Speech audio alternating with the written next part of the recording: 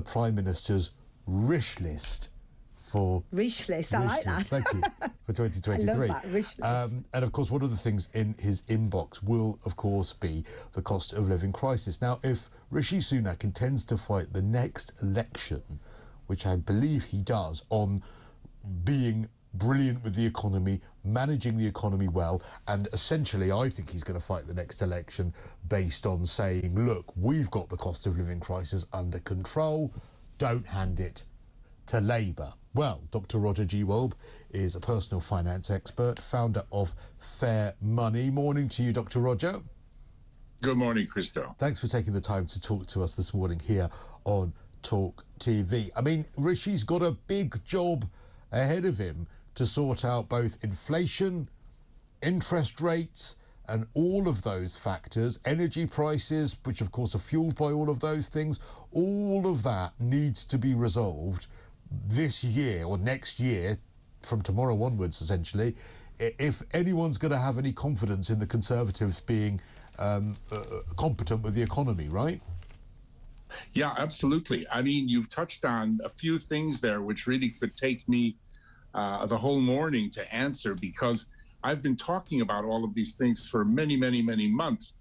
Let me just start, though, with COVID. I mean, I've been listening to your conversation, and I feel every time I have a similar conversation, Christo, I feel kind of like the children, you know, talking around about the parents while the parents are in the other room making the decisions.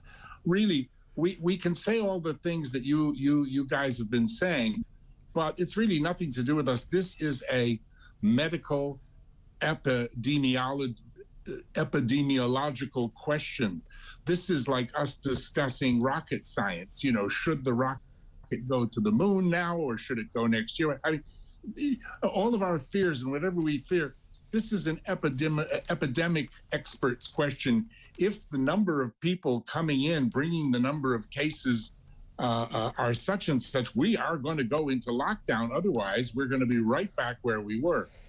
And my big fear, Roger, and I want people to know that it comes from a good place, is that all it would take for those idiots in SAGE, UK Health Security Agency, all of those panic merchants and doom mongers, all it would take would be a few extra cases or the talk of a new variant for them to hit panic mode. I understand the argument for people saying, well, look, you're hitting panic mode now by talking about travel restrictions, but my logic is I'd rather the panic be there than the panic be here. But I realise that's flawed. All I'm trying to say is that the decision is really not up to us. We can all talk about it as long as we want. Also, you know, a lot of those people aren't there. They're on strike. Reports from passengers are that they would actually like the border force to stay on strike permanently, because Heathrow and other airports have never run so efficiently as the British Army is running them right now. So that's true. And apparently they've got a competition between the Army, and in fairness, we should give a shout out as well to both the Air Force, the Navy, all the different branches of our armed forces, and they're all competing to try and be the most efficient, all of whom probably earning half the money that the border force do as well. Fire them all, stick the Army in. Absolutely. So first of all, overlaying everything is the current COVID situation and what's going to happen there, because that is going to have far more economic effects, depending on which way it goes, than any of the other issues that you mentioned. Now, as far as Rishi is concerned, I mean, our economy is shrinking, Christo, but I fear not as fast as this government's credibility. If Rishi doesn't do something about the strikes, which is the biggest factor, I think even more than the Ukraine war right now, on the cost of living crisis, if he doesn't do something about the huge number of strikes going on. I mean, even driving testers are on strike. Nurses earn half of what they do in the United States. If he doesn't do something about this and open the purse strings, remember, this is the guy who when the government on a £1.80 litre of petrol, on which they got £1.60 in tax, gave us 5 pence off, for goodness sake. I mean, He's the very, problem very is, this is the problem I have about the strikes and Rishi Sunak, is that when there were the strikes under Thatcher, right, Thatcher had a plan, and it was to bring in legislation to change the rights of the union. She'd stockpiled endless amounts of coal in order to get so that she could have a deadlock with get into a deadlock with Arthur Scargill, and could essentially, being crude, starve them into having to give it up. I don't feel like there's any plan. I don't feel like they know what they're doing. They're just not talking about it. Look, the whole thing is, I don't think that we're being dealt with, as responsible adult voters. If you think back a few weeks, a month or so, we had some serious Project Fear type, if you remember that, from Brexit, warnings for weeks from Jeremy Hunt, looking at us very smugly and telling us, oh my goodness, we're in terrible trouble. We have a 55 billion pound black hole. Now, numerous think tanks said, wait a minute. If Rishi used the same national debt formulas, public debt formulas, that he used when he was chancellor all that time, we'd actually have a 14 billion pound surplus right now. What are you talking about? A 55 billion pound hole that's got to be filled by tax increases and stealth taxes. In other words, taxes where you move the goalposts and increase the net to bring more people in, but you don't actually raise the rate. So you can say, hey, look at us, we didn't raise tax rates. It's nonsense.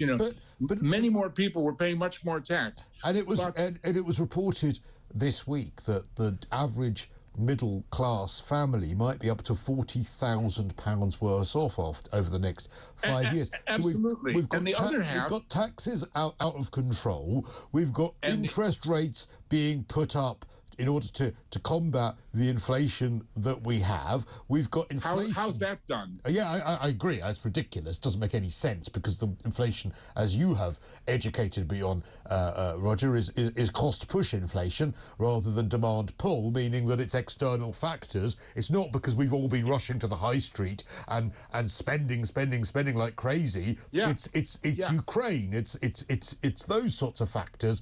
And of course, it was probably the one part that was related to an internal factor was probably the furlough payments and the quantitative easing that came as a result of COVID. That probably pushed up inflation a bit, but most of it's come externally. How will Rishi, give me your plan for Rishi to try and get all of that under control? Rishi needs to persuade the Bank of England to stop raising interest rates, in fact, bring them back down.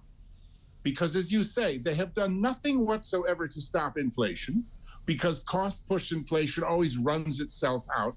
In 2009, we had an identical situation. The Bank of England left interest rates alone for 3 years. The inflation ran out. So he needs to stop with the interest rate rises, because they're crippling businesses and the British public. Number two, he needs to decouple, as he's been told in previous governments, been told for years, electricity prices from gas, because as much as 80% of our electricity does not come from the international gas market, which Putin, of course, is manipulating. It makes our electricity sometimes as much as 10 times more expensive than what it actually costs. And it's 2/3 of every household energy bill. So he's got to get rid of that. He's got, as you pointed out, you're the only person I ever heard say this, that there is actually a triple tax on petrol. Because I said, there is tax on the petrol, then there's VAT on the petrol and on the tax, for goodness sakes. And then you said, wait a minute, it's triple, because it's actually the pounds that come out of your pocket that you've already paid tax on. He has got to reduce and suspend, at least temporarily, that huge tax take on petrol so people can get to work and see their families. If he just does those two things, then turns around and says, oh my God, look at this. Actually, we're moving forward, rather than making up stuff about fake 55 billion pound black holes that don't exist in order to raise taxes. And then does one more thing, which is, starting with the poor nurses, settle some of these strikes. Remember, 5 pence he gave us, which didn't even touch the sides. The man is stingy, okay? That's just my personal opinion. I'm sorry, Rishi, what's but the logic? Do you think that he is raising the tax thresholds now and keeping this sort of £55 billion black hole so that maybe towards the latter half of 2023, as we're entering election period, he can suddenly get out the checkbook and have this complete splurge of generosity so that everyone says, well, look, the economy's under control now and the Tories are being really generous, let's re-elect them. That's the only logic I can think of. Gee, do you think so? Well, what else would he be doing it for? Obviously, what he's going to do, the inflation's going to run itself out because it'll be several years. Cost push will have run itself out. The Bank of England will have claimed credit for it. Rishi will have claimed credit for that. Who cares? And he'll then turn around because he's got this huge war chest, 30 billion of that 55 billion hole. Remember, 25 billion was tax increases through stealth taxes. 30 billion, the other 30 billion was public service cuts, Chris. So if you remember, it was going to be police, national health, education, defense, all these things that, we would have screamed bloody murder had he done it. Hunt turns around 24 hours after announcing the budget and says, we'll defer those for 2 years. In other words, if we lose, let Labour worry about it. But meantime, that 30 billion is not going to be saved. There was no black hole. We're being flameled. And he's going to turn around and say, my goodness, look at this. We've got this huge war chest. We actually had 14 billion already. Now we got 44 billion. We're going to do massive tax cuts because you love us so much. And fine, good. God bless you. Just settle the strikes, for goodness sake, and play all the electioneering games you want. Because if Starmer thinks he's going to get votes for Labour with the unions acting the way they are, as justified as they are in many circumstances, but if he thinks these are they? I don't know whether I think they are justified, to be quite honest. I think some of them are justified, but no, what is not justified is ruining Christmas for 65 million people. I am so upset by that. It's unnecessary. Ruin Boxing Day, but to ruin Christmas. If Starmer thinks he's going to get votes for that, he's crazy. So, Rishi, however badly or well he performs, and I hope he performs well, is in with a pretty decent chance. And he's going to say, look, I got all this money. Look, I've saved this money. I've stopped inflation. I'm here. I'm wonderful. Fine. But if he doesn't stop the strikes, I think he's going to, really hurt himself. All right. Listen, Dr. Roger G. Well, thank you. Strikes at the top of the list for him, and Happy New Year to you. When we come back, we'll analyse some of those words. We'll talk a bit more about your calls on China restrictions and whether it's going down the road of restrictions